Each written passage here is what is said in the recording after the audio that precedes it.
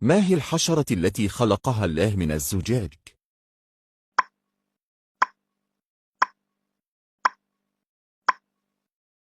الجواب: النملة.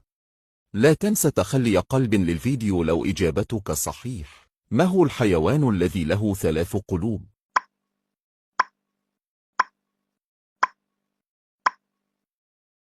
الجواب: الأخطبوط.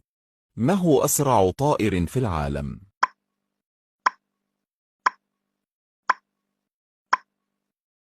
الجواب: الشاهين.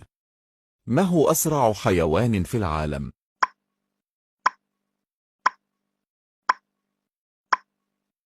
الجواب: الفهد.